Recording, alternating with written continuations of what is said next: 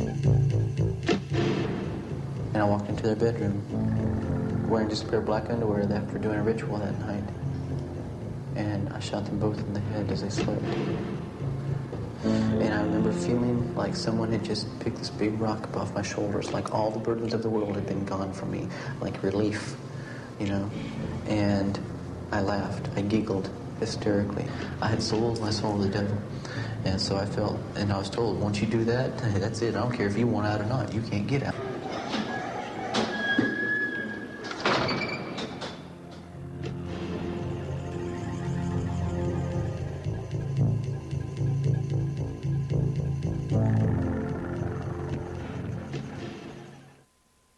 For many in the United States and Canada, it's much more convenient. It feels better to deny that Satanism is rampant in America and Canada. It feels better to deny that we have young people, by the millions now, captivated in something that can make killers out of them. And yet, my friend, right now, there are over 12 million teenagers and younger children who are now involved in the occult in one way or another. And denying it isn't going to make any difference. See, whether you believe in occultism, whether you believe that Satan has power, whether you believe that Satan can give you the things that he's promising these kids, that's immaterial, my friend, because they believe it.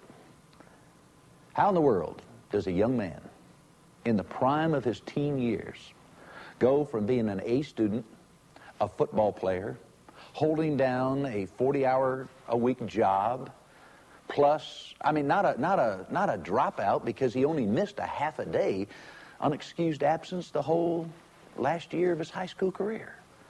How does that young man become a satanic murderer? To the place where, without any remorse, he walks into a convenience store and a cold-blooded murder guns down an innocent man. And then, 2 months later, after doing a satanic ritual, he walks into his own parents' bedroom and kills them and laughs about it afterwards. How does that young man go from that A student football player to a satanic killer? And more importantly, could it be happening right now to the kid next door? To maybe somebody even in your own family? Let me just say this. Satanism and the occult and what it's doing and will do to our children will not go away. It will not go away. It is not a fad, my friend. And if we continue to deny it, out of sight, out of mind, oh no, no. Out of sight, pretend it doesn't exist, next door, on your newscasts, in your newspapers, because unless we do something about it, it's not only here to stay, but here to get worse. And the biggest tool that Satan has in his arsenal is the ignorance of people like you and me. So I challenge you to heed what you're going to see and hear in this video. We went to Oklahoma State Prison to interview Sean Sellers, that young man that Satan turned into a killer. You're going to hear firsthand how it happened. You're going to hear some warnings and see some warnings about some things that you better think about, including music, including movies, including children's cartoons, including games like Dungeons and Dragons. But you're also going to hear, and this is the best part, though Satan said to Sean Sellers, there's no way out, you're going to find out there is. And I'm going to say to every young person that's watching this, every adult that's watching this, there is a way out. And the man, Christ Jesus, who God himself created Satan, is more powerful. Sean Sellers tried on 4 different occasions to get out of Satanism. The reason he couldn't is that there was no one there to help him. My young friend, my adult friend, we're here to help you. There are others who can help you. Heed what you're going to see. Do not deny it, for that's only going to fan the fire. But together, with the one power that can defeat Satan, we can win this victory for our young people in America. escaping Satan's web. Sean, Satanism is real. You found out the hard way. How widespread of a problem is there really? I mean, we're seeing shows like Geraldo and, you know, what have you. How widespread do you feel Satanism is in America? 10 years ago, police and the church pretty much didn't even acknowledge Satanism as being a reality in America. You know, maybe in Africa, maybe, you know, in some other country where there was no civilization or something, but not in grand old America. Over the past 5 years, the church and the police force have been forced to recognize the existence of Satanism and search out answers for dealing with it. In every school, you've got kids who are interested in the occult. They are either maybe, you know, just dabbling with the music and stuff, black heavy metal music, speed metal and stuff, or they are into a lot of the movies, you know, Freddy Krueger and Jason and all these other horror movies. And then you've got kids who are really interested in the occult. You know, they're really interested in Satanism. And they go out and they get a copy of the Satanic Bible, Satanic Rituals, Necronomicon, you know, Cavendish's book, Black Book of Arts, and stuff like that. And they will begin experimenting with it.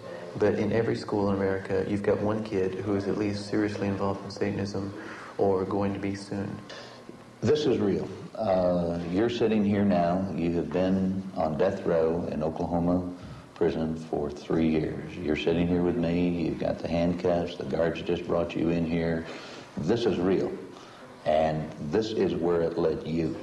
There are kids out there right now, the dabblers, you know, the kid that is just fascinated with the occult. But it's not going to happen to him. What would you say to a kid like that? I was playing Dungeons and Dragons, and I remember on Trinity Broadcasting Network they had a show about it, and I sat there for an hour and a half and completely laughed at these idiots who were talking about Dungeons and Dragons being the devil's game and how it can lead you into Satanism and how it can lead you down the primrose path and stuff. And I was thinking, no way, look at these fools. This was before this all happened. This is before I even got involved in Satanism. Okay. And then it happened to me, you know, and I realized later on that what an idiot I was for not listening.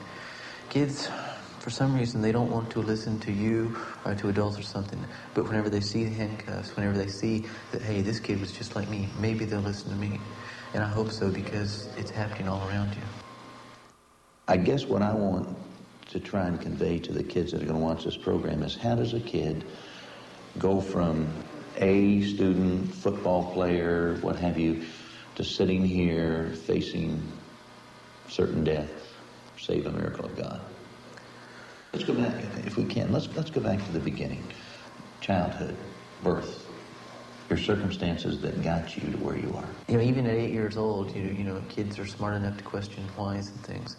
And Dad, you know, Rick, he had a girlfriend at that time, and his girlfriend came out and told me, I was playing in the yard or something one night, and his girlfriend told me, you know, your daddy loves you. And I was thinking, well, why doesn't he tell me that? Never heard you loved. All the other things that go through the mind of a young boy as you're growing up were never there, as far as Dad being there to take you to the Little League games. And up until I was about 13, Mom and I were pretty close. Mm-hmm. And then I began to, you know, grow up a little bit. First of all, I was always independent, and I pretty much grew up alone like that. You know, for years it was always like that. I always had time alone whenever I got home from school. And I began to, I think, like that. I still like being alone to this day. What are the signs that your child may be a target of satanic recruitment? According to Satanism in America, they include those that come from middle to upper class homes. They have low self-esteem and a poor self-image. They are highly intelligent. They're loners. They come from broken homes and split families. Latchkey kids. They have a deep need for belonging. They're susceptible to peer pressure. Impressionable.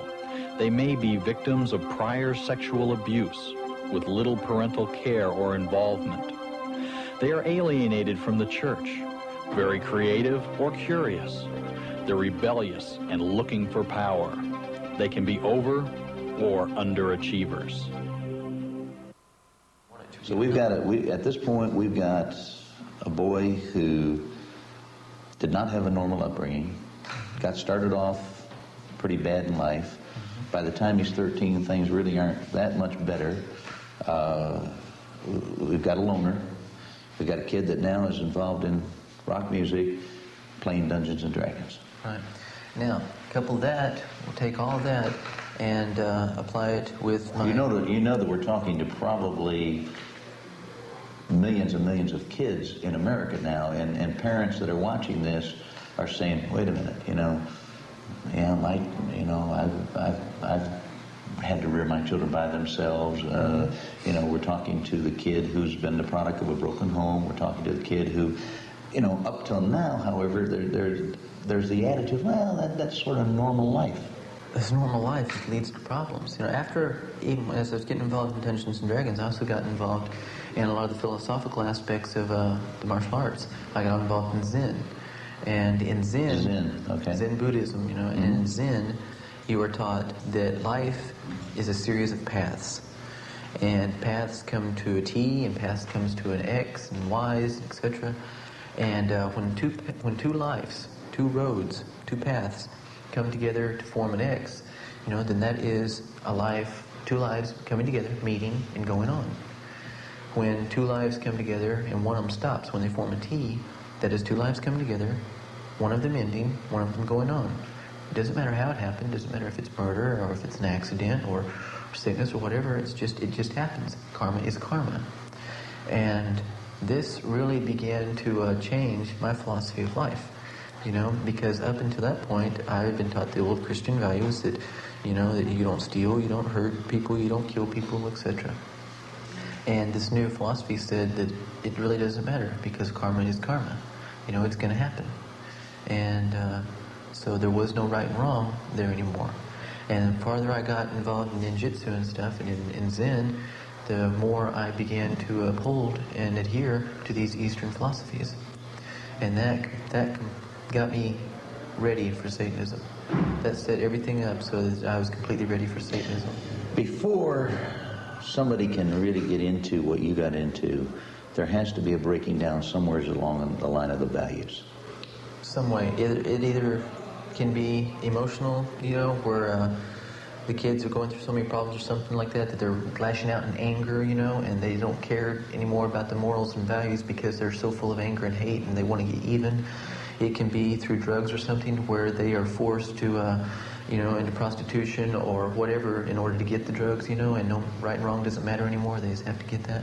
Somewhere along the line, there has to be a breakdown of the traditional values before they get involved. The Bible says that the carnal mind, the mind that is controlled now by drugs, the mind that is now controlled by Dungeons and Dragons, the mind that now becomes controlled by rock music, any time, any place, anywhere that we give our minds over to a different set of values other than God's, it says that the carnal mind is not subject to God, neither can it be. Satan is a master at taking away the value system. As I say to the young people at Freedom Village, if there's one thing the devil's good at, it's destroying dreams. Definitely. Sean Sellers is now 13. He's dabbling with Dungeons and Dragons. He is getting heavier and heavier and heavier into it. Where does the switch now come? You've talked about Zen. Where does the switch now come to where you're going to actually become involved in Satanism? Okay, first of all, we're going to go back to whenever I was 10, and I had a babysitter who checked out some satanic books with me at the library. I've always been an avid reader. Whenever I was young, like 5 or 6 years old, I taught myself how to read from comic books. I loved comic books, and I wanted to know what the words said, so I taught myself how to read. My parents helped me and stuff. And so all my life, I spent a lot of time in libraries, doing a lot of research and reading. And I had a babysitter who we would go to the library one day, check out books, come home, read them, go back the next day and exchange them. And she went up to a place where I wasn't allowed to go and came back down and had some satanic books, like an encyclopedia of witchcraft and something else. Brought them home and we looked at them and did some things with them and stuff. And I thought, yeah, this is neat. And my mom freaked out when she saw them and said, get those out of my house. Don't you ever bring those into my house again. If you ever see those again, you're fired, etc., etc. And, made her take them away. But I was interested in it at that time. And then whenever I was 13, Actually, whenever I turned 14, I went from Dungeons and Dragons into trying to find out about witchcraft. I really wasn't interested in Satanism, I just wanted to know about witchcraft. So it started with a trip to the library to teach some people who were involved in Dungeons and Dragons a lesson. I had been involved in Zen, and in Zen you were taught that all battles of the flesh are first fought in the mind. And if you overcome the battle in the mind, then you can overcome the battle in the flesh. So what I was doing is I was researching a dragon. I was going to try to find a mythological dragon from the past, bring it back to life in Dungeons and Dragons, a dragon that could only be destroyed with a riddle, because I knew everyone involved in my group would attack the dragon with swords and everything like that, get killed, and then maybe one of them would finally figure out, let's try something different. I wanted to teach them that mental, aspect. And I found some Time Life books on dragons, and one company, it was called Wizards and Witches. And I was going, hey, yeah. So I got that out, and that old interest in witchcraft was sparked. And you say interest. Is the word curiosity? Definitely. Do most kids get involved in at least fringe occultism through curiosity? The movies that are on on TV and stuff like that, all these occult movies and stuff, are proof that it's a curiosity, that will bring in kids, All kids seem to be interested in the unknown, in the supernatural. The gateway activities to Satanism constitute what is known as the fringe level of involvement. The Ouija board is a seemingly harmless object, yet it can cause big problems. Dungeons and Dragons is a fantasy role-playing game that teaches demonology and other occultic themes. Palmistry and tarot cards as methods of foretelling the future have gotten many involved in the occult. Explicit horror films and heavy or black metal rock music are both popular entrances to Satanism. Occultic books, horoscopes, studying ESP or UFOs have led some to a deeper, more deadly fascination with the power of darkness. Well, at that time, I started playing Dungeons and Dragons. When I was 13, I'd never heard of the game before, and I had a cousin who moved in with us, and he played where he used to live, and we went out and got the game and stuff, and I loved it. It was awesome. It was a game that you played in your mind, anything could be done. And I was a comic book fanatic anyway. I loved comic books. And so my imagination has always been just pretty wild.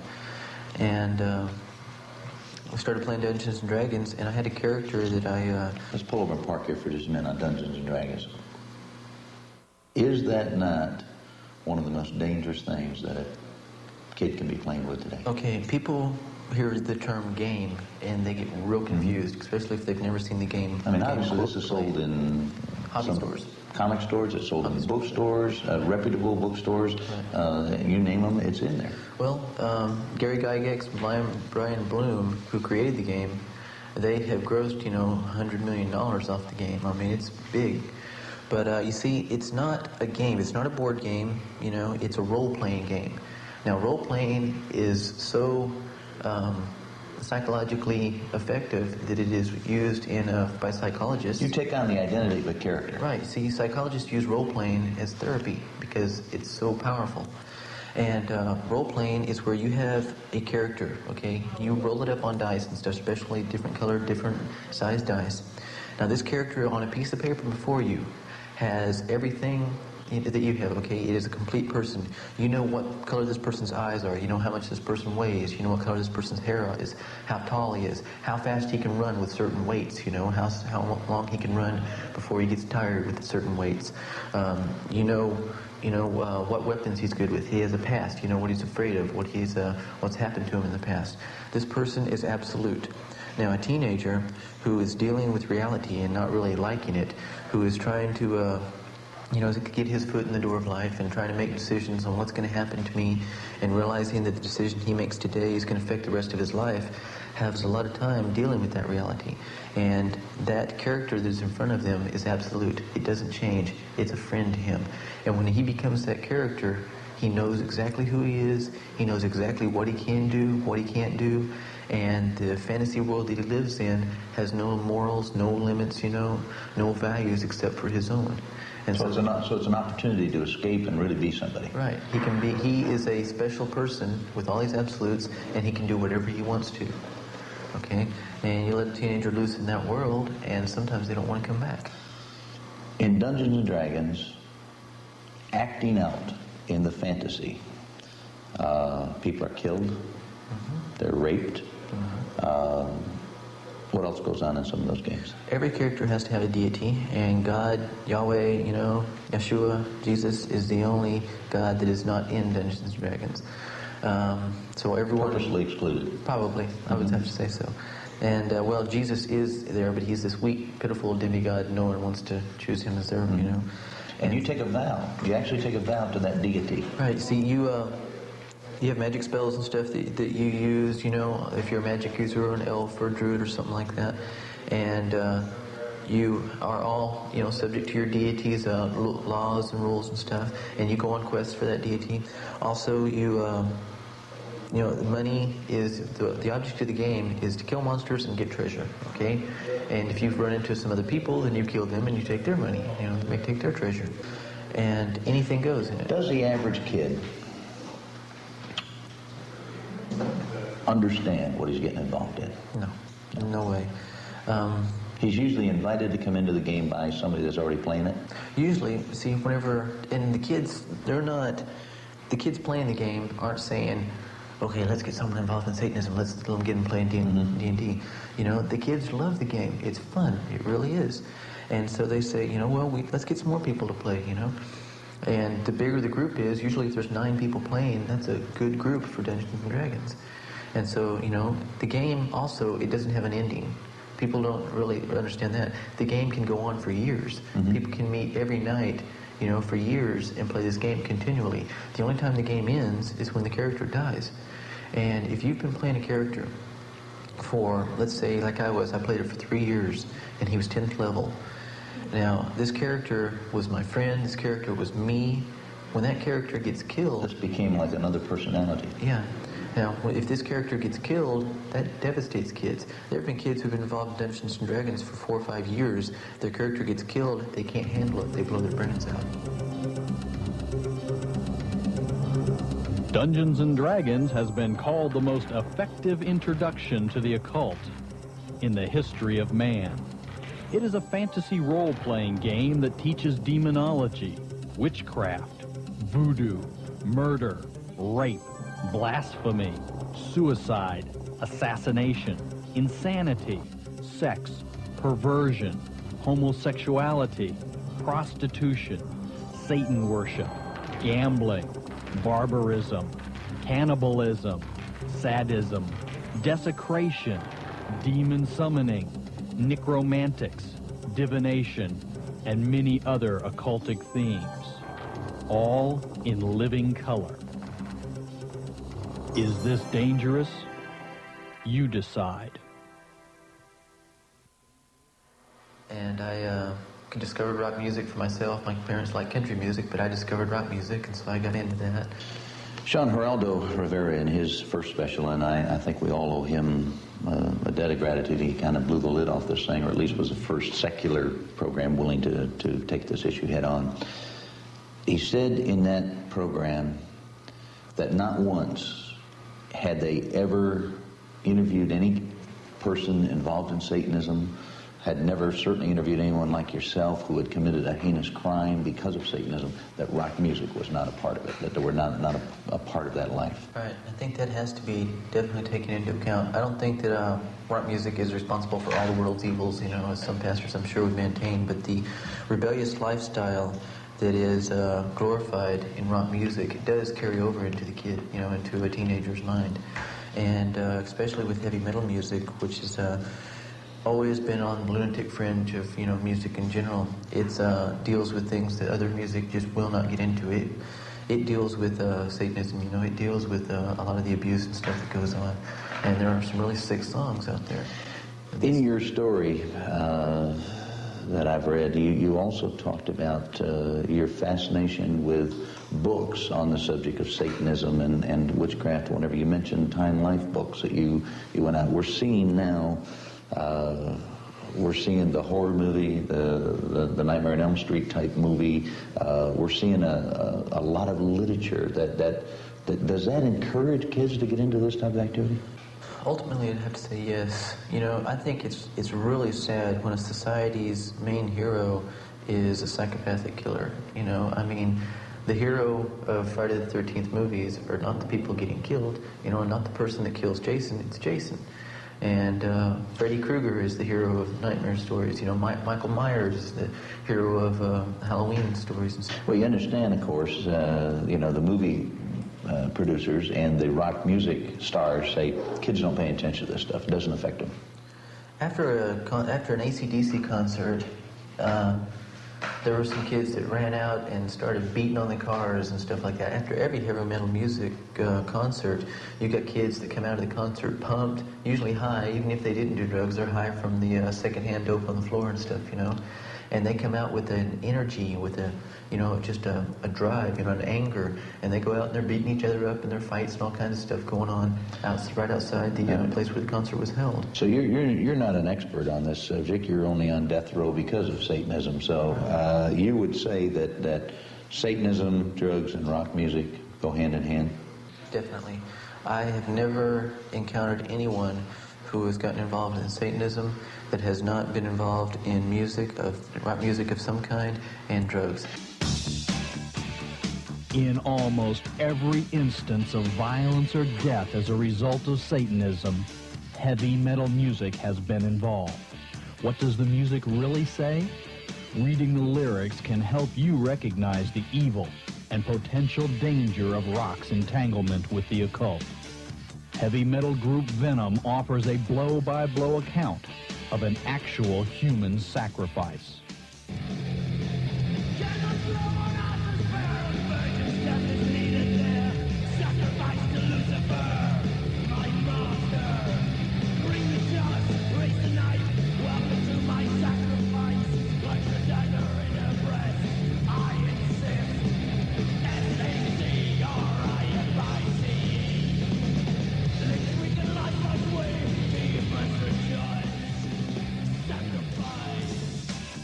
The group Slayer also speaks of human sacrifice in their song. In the hour destined to die, here on the table of hell, a figure in white, I know my man, approaching the altar of death. I bring the waiting dagger in hand, feeling the true virgin blood. Satan's slaughter, ceremonial death, answer his every command. Serious or not with the occult, a rock band's image has a powerful influence on their fans, and parents have a responsibility to know and approve what their children listen to. How do we get into Satanism then? So a senior was 18 years old. This girl gave a speech to the school about being a witch and seeing a human sacrifice, and she had a piece of human skin as proof. A girl gave a speech to her school. Tanya knew that I was interested in Dungeons and Dragons and witchcraft and things like that. Was this sanctioned by the school? Mm-hmm. It was, I don't know if it was in her speech class or something. I don't know exactly what it was, but she gave a speech and Tanya heard it. And she told me about it, and I wanted to get in touch with this girl. So the curiosity level. Right. So Tanya set up a conversation with me, gave her phone number and stuff.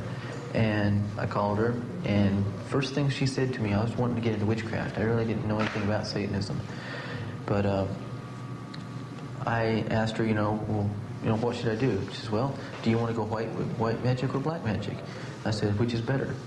She said, well, you can go white magic, but it's sort of hypocritical. If you want real power, go black magic. And I said, okay, let's go black magic. And she said the first thing that I had to do was pray to Satan. Okay, now I was pretty mad at God, over a girl and everything. But praying to Satan wasn't really something that I felt like really wanted to do. So it took me about 2 or 3 days to get up the nerve. She told me how to do it. She gave me this magic incantation to use, and etc. So when I did it, I laid down in my bed and had some candles lit and some incense going, and laid this incantation and told him that I renounced Christ and that I renounced God and that I would serve only Satan, and I wanted Satan to do this and this for me. And it was weird. It's just an experience that got me hooked into it. First of all, I'd done a lot of meditations and stuff because of sin, and so I knew what was happening for part of it. I felt like this lifting sensation, and that's a sign of high alpha rate, and it's a sign of you being relaxed. So that was normal. I knew that wasn't physical. I wasn't lifting off the bed. It was just something that felt like that. And then the room got cold, and that wasn't natural. That didn't feel right. And then, just as real, if I reached out and touched you, it felt like a hand touched me. Like a cold, clawed hand touched me. And I closed my eyes real tight, and these hands, they covered my body. Touched me everywhere, and I'd never felt anything like this before. And it was real. It was erotic. It was sensual, and it was completely evil. And fear, was just racing through. My hair was standing up, and my adrenaline was pumping. My heart was beating hard. And then I heard an audible voice say, "I love you." Opened my eyes, knew someone was in the room. Someone had caught me. There's no one there. All I saw was spots because I had my eyes closed so tightly, and something was still touching me. Closed my eyes again, and little by little these hands, or whatever they were, disappeared, and everything returned to normal. I sat up in the bed, my heart was beating, and I was hooked. Satanism was real. I'd never felt anything like that before.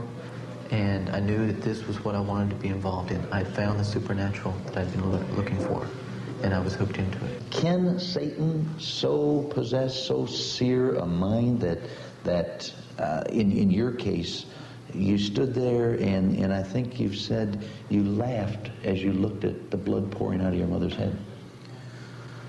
Satanism says emotions are no good. If you love, you're weak. If you cry, you're weak, And so the only thing that you have is hatred, anger, that's strength. And Satanism completely warps your emotions. I used to take walks at night. I'd sneak out my window and just walk. And, I love nature, love the stars, love the moon.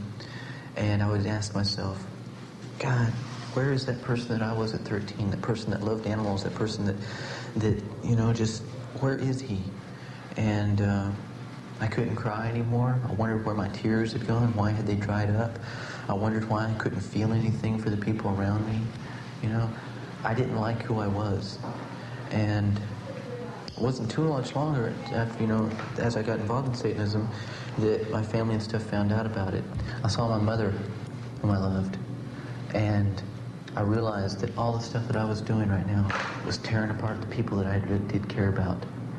And I went to my room, and my mom had already taken away some books and stuff, and I had this notebook that she didn't find, and I was crying, and Dad said that he was no longer proud of me, that I was going to have to earn that back, and I was just devastated. And I picked up that book and I ripped it apart, and I was crying, and I just so full of anger. And Mom came in, and he also said some things that I'd never known before about whenever I was young and they were driving a truck, Mom and Dad, going without a couple of meals so that they could get Christmas or birthday presents to me, and things like this. And just all this stuff was coming down on me. And I was ripping apart this notebook, and my mom came in and said, "I never meant for you to know that." And we hugged, and we was crying. And at that moment, I was going to get out of Satanism. I wanted out. With everything that was within me, I wanted out of the occult. I went to a Catholic priest because my dad had been raised Catholic, and we'd already tried to talk to a Baptist minister who had baptized me a few years before when I was after this girl, and he didn't want to get involved, so I went to the Catholic priest. Time out. You went to a preacher seeking some help? Right. And a Baptist pastor, and he didn't want to help you? Right. I mean, how did he turn you away? What did he say? Well, I don't know. My mother talked to him, and he just said he didn't want to get involved. All right, so there was an attempt to get out of Satanism. Right. You went to the church? I went to Baptist minister. He didn't want to get involved. I went to a Catholic priest and talked to him for a couple hours, and he basically said, he told me that Adam and Eve weren't real people. They were just a story of how sin came into the world. And I figured, okay, you don't believe your Bible, I don't want to talk to you anymore. Okay, if you don't believe what you would say you believe in, then you're a hypocrite too, just like all the other Christians out there, and I'm not going to have anything to do with hypocrites. And so he told my mom that she'd taken away all my satanic books. He told her, listen, they're not your books, they're his books. Give them back to him. They don't belong to you. He bought them. You should give them back to him. That didn't work. I went to a Bible study group for some kids that were at school, some Christian kids that were at school. I talked to them, and I went to a Bible study group, and they quoted a lot of things from the Bible and stuff, but they didn't know how to deal with it, and they didn't know what to do. They told me a lot of things, but they didn't tell me that I didn't have to be a Satanist, and that's what I wanted to hear. And then I called TBN one day, the Trinity Broadcasting Network in Oklahoma City, and I talked to some lady there, and when she found out that I was involved in Satanism, and she found out that I was and stuff, she said, oh, you've been involved with those witches and stuff then, right? And I went, yeah. And she said, can I pray? And I went, sure. And half an hour later, she's still praying. And Mom felt like you shouldn't take family problems to other people, okay? And do you wish she had now? I was hoping would she be alive today if she had? I think so. You did go to the Catholic priest, but let me rephrase the question. If Mom had kept going until she found somebody who could really help her son, if Mom had been willing to take and go outside the family to find that help, if that's what it took, would Mom be alive today? Ultimately, yes. The following are 12 steps to assist parents with children involved in the occult. First, don't view their interest as just another phase.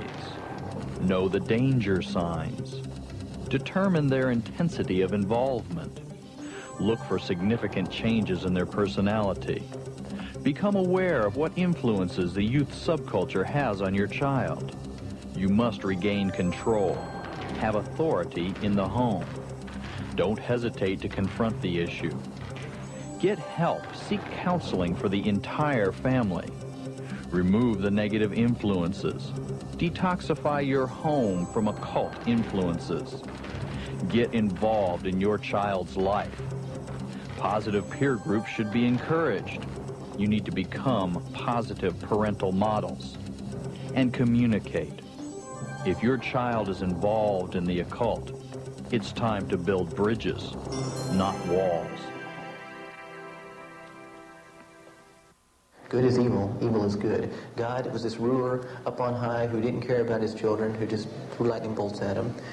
Satan was man's friend and demonstrated that in the Garden of Eden by telling them that evil was better than good, and that if you would just look at evil, you would see that it was better, and you would rebel against God, and you would choose my way. And they ate of the apple or whatever it was, the fruit of the tree of knowledge of good and evil. They decided that evil was better, and they rebelled against God. God punished them, cast them out of the garden. Therefore, he was a very judgmental God. He didn't love his kids. Satan was a friend of mankind. They didn't die. See, they didn't die whenever they said they would. So God was a liar. Where does murder, now not your mother and your father, there was a murder before that. Where does the murder come in? We were doing rituals and stuff. We found this old house. No, we didn't find the old house yet. We were doing these rituals and stuff, and we were trying to find this old house where we heard that half of it had burned down. It'd be a great place to hold rituals and things. And we had a group called the Elimination, and the Elimination's purpose was to eliminate Christianity. We got to a point where we were doing rituals and we felt like we weren't getting the power that we needed. We had to invoke demons to get the power that we needed to carry out our purpose, and the demons weren't coming. Your purpose was to destroy Christianity. Right. And we decided that what we needed was a sacrifice. And we did a ritual, and we dedicated our time to Satan, and we went to the store with the only intent of killing this man. Well, we planned on walking in and one bullet, blam, and that would be the end of it, and it didn't go like that. We talked to him, we bought some Cokes, we were going through our change, we bought this and that, candy, stuff like that. Then we took him outside. They were talking about their clutches or something, And Richard wanted to show him how we put it. We just put a new clutch plate in Richard's car and wanted to show him the pressure and stuff on it because he had to do the same thing to his. And then when he went back inside, I was sitting on the gun. It was a .357 revolver. And I was sitting on the gun, and Richard said, all right, let's do it. I picked up the gun, and I went to walk in. Richard walked in before me. The guy went behind the counter. Richard went back over here and picked up something and said, how much is this? Distracted the man so he wouldn't be looking at me when I came in. I walked into the store, and the man took a drink from his coffee cup and said something to Richard and set it down. And just as he looked up at me, I pulled the gun up and fired. And I missed. I wasn't used to this revolver, and it had more kick to it than I was used to. And I found out at the trial that it grazed his ear. Okay? And he jumped, and he looked at me, and he picked his hands up, and he started going, okay, man, okay, okay. And he started moving towards the cash register. Richard came up from the back of the store. You thought you wanted to rob him? I guess. Went to the back of the store. But there was no intent to rob it at all, was there? No. Strictly to kill. Right. To satisfy Satan. Right. We'd broken all the 10 Commandments, except thou shalt not murder. And that's what we were going to do, to prove our allegiance to Satan. So, as I replay, I've seen it over and over again. I used to have nightmares over and over again seeing this. But as he looked into my eyes, I know that he saw what was fixing to happen. And he realized that, hey, I know these kids. They can identify me, or I can identify them. They're not here to rob me, you know? And he took off running that way. Richard came up from the back and got in front of the counter. He slipped and fell just as I fired again, and it grazed his shoulder. I heard him scream, so I thought I got him. Richard and I traded places. He was running back and forth behind the counter. Richard and I traded places, and he must have gotten confused. He must have saw Richard and thought it was me, and he ran this way, and I was already coming this way, and he almost ran into me. And I was only a couple feet away from him, and I fired, and blood splattered the wall, and he fell. And Richard was leaning over the cash register. I don't know why. And I turned around and said, let's go. Go. And he walked out the door. I walked out the door. We got in the car and we left. On the way out, it was strange. We had walked in the store. We'd taken no money, no merchandise. We'd talked to the man for 2 hours, laughed with him, goofed with him. And when we left the store, all we took was the life of an innocent man for Satan. And in the car on the way home, we giggled and we laughed about it because this man had been so stupid, so foolish, that he had actually trusted us and didn't suspect a thing. That he had been laughing with us 1 minute and running from us the second. We went home, and the next morning we got up and we were going back to my house, and right beside a road that we had been on hundreds of times, we saw this house that we'd been looking for months. And there it was, just wham. We both the one you saw were looking at to do your rituals in, right the there. half-burned house. Right, and we saw it. We both knew that was the house, and we both saw it at the same moment. And we pulled in, we went, drove back, pulled in, and we took that as a sign that Satan had received our sacrifice. We did rituals and stuff there, we fixed it up. We nailed some panels up over windows so at night you couldn't see any candlelights and stuff coming out. There was an old cellar down in there that we were cleaning out and everything, and we began to talk about doing stuff. There was an old bathtub. Was there anybody else involved besides you and Richard? Yeah, there were other people, but we were the ones that were setting it all up. We were the ones that were doing it. Richard and I began to talk about doing things to people. There was an old girlfriend of his that he didn't like, and we were talking about raping her and cutting her up in little pieces and things like that, and making jokes about it and laughing about it always. We were talking about, there was this old stop sign where no one hardly ever stopped on this road, and we were talking about taking a 30-30 and sitting beside the road and picking cars off as they went by if they didn't stop at the stop sign. Things like this. This is what our mentality was. This is what Satan had given us. This is what we thought was cool. 2 months.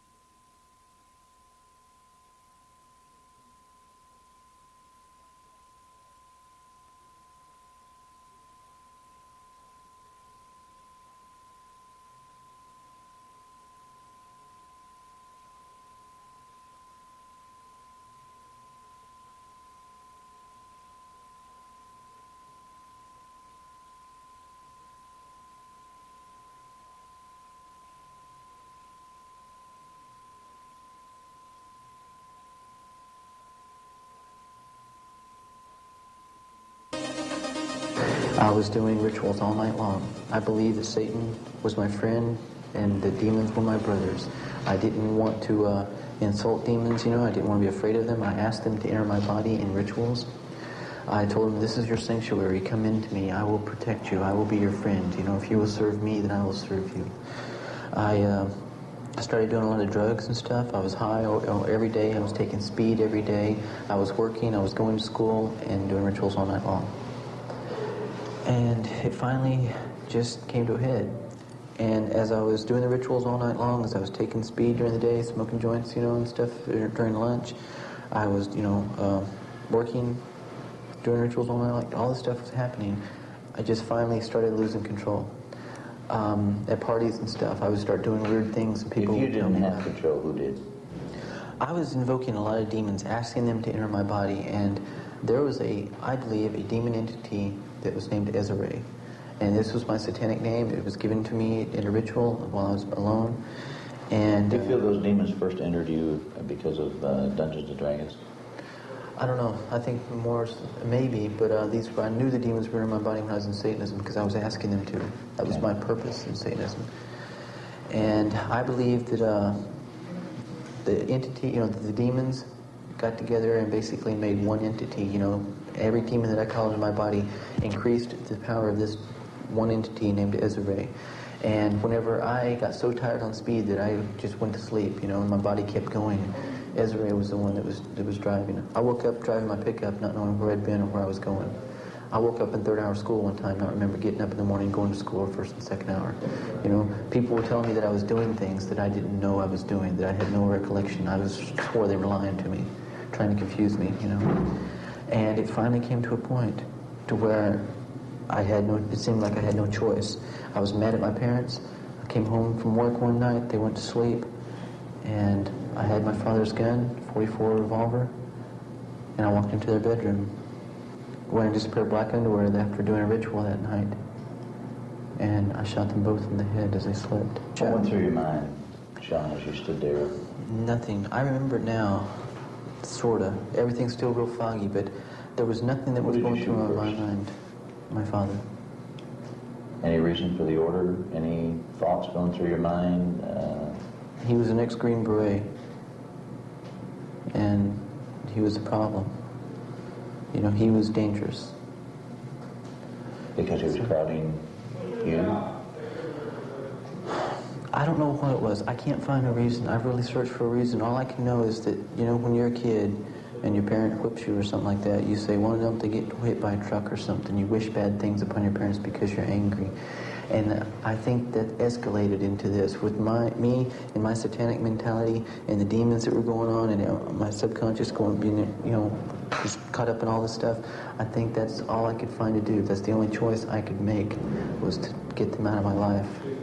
And so you aim the gun. You're in your black underwear because of your ritual. You've just gotten through with your ritual. You walk into the bedroom. I mean, do you walk from one side of the bed to the other, or do you stand at the end of the bed, or how do you I'd been involved in ninjutsu for a few years then, and I was very quiet. I knew how to walk quietly. I knew how to breathe properly, and I was very silent. I walked up to this bed, and I pointed the gun at my father's head, and I squeezed the trigger. And I immediately lifted the gun to where I knew my mother's head was. I couldn't see it anymore because the flash had blinded me, but I knew where it was. And I squeezed the trigger again. And then, as the flash wore off, I saw her head come up. And I fired again. So you shot your mother twice? Right. And then I walked out of the room, took a shower. The shower I remember well because it woke me up. As you looked at him, though, I've heard you describe as you looked at the hole in your mother's head. I took a shower, and I woke up real good because of the cold water. I walked back into the room and I turned on the light. And the blood was pouring out of a hole in my mother's face. And it was pooling with the water in the waterbed that should have been pierced by the bullet. And I remember feeling like someone had just picked this big rock up off my shoulders, like all the burdens of the world had been gone from me, like relief, And I laughed. I giggled hysterically, just like Richard and I had done at the Circle K. Just like you'd see some Freddy Krueger do on the movies or something. I laughed. And there was nothing in that room, no compassion, no tears, no love. There was nothing but evil and hatred and anger.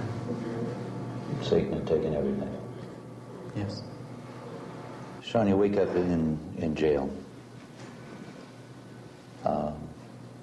What's your first thoughts? I mean, how do you begin to pull?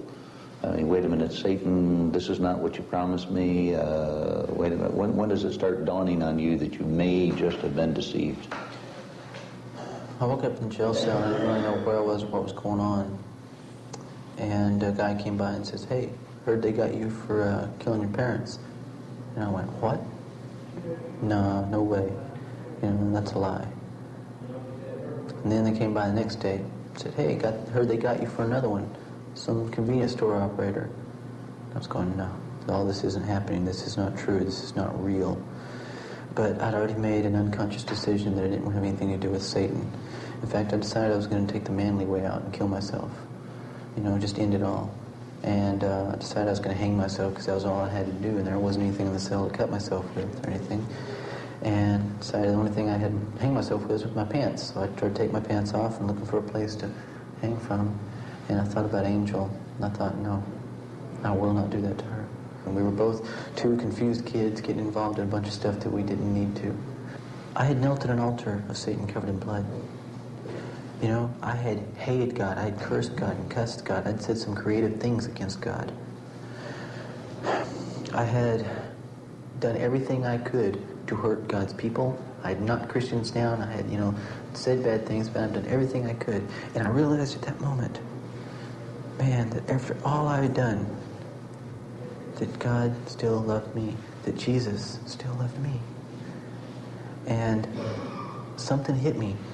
The words of Mike Warnke on his tapes, the tapes that I'd listened to over and over again as entertainment. I heard what he was saying now. I heard the message. You know, the stuff that I'd heard in church when I was a kid, going to church every once in a while, Easter or stuff like that, I understood. And I'd been baptized, a couple years before, and so I thought I had been a Christian, even though I hadn't been. And so I prayed the only prayer I knew how. I said, "Lord," on my knees, I said, "Lord, here I am again. Now if you'll take me back, I'll serve you." And I meant it. I began to cry. Now up until that time, like I said before, my tears were dried up. They were gone. I couldn't cry. I wondered where my tears were, and I began to cry. And I cried and I prayed for 2 hours.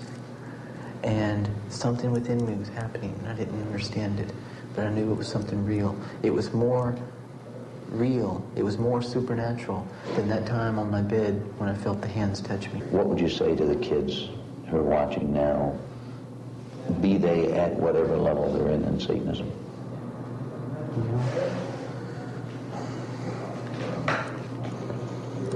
I get letters and stuff from I don't know how many kids. Some of them involved in the occult, some of them wanting out, some of them who don't want out, some of them who want information from me to get deeper. They don't believe that I'm really a Christian. I've been working with other ministries and stuff for about 2 years, and been able to counsel with kids involved in the occult. And every time I find someone who gets involved in Satanism and stuff, I find that there are reasons below that, They didn't get involved in Satanism because they wanted to be a Satanist. They got involved in Satanism because maybe their father abused them, Maybe they had incest or something going on in the homes. Something was going on whenever they were children.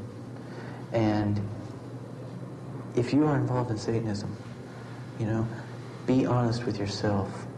Look at your life. Look at what's going on around you and ask yourself, why are you doing this? I asked myself that question, and I realized that I didn't want to be a Satanist anymore. I tried to get out, and for me, there was no one there. There was no one who knew how. But you've got that choice to make right now. And if you will just say to yourself, why am I involved in Satanism? I think you'll find some answers that you've been looking for a long time. And God doesn't want to make you into the person that you don't want to be. God doesn't want to make you into me or to Pastor Brothers or to someone you see on TV or some minister or something like that. God wants to make you into the best you that you can be. We are all created with an empty spot within themselves. And for our entire lives, We look to things to try to fill that empty spot. God created that within us, and He gave us an insatiable desire to fill it so that we would seek and search Him out. Because you see, God's the only thing that can fill that. Think about what's going on in your life. Think about what you're doing. You know, are you happy right now? I was not happy as a Satanist. I've never met anyone who's a Satanist who will be honest with himself, who likes what has happened in their life.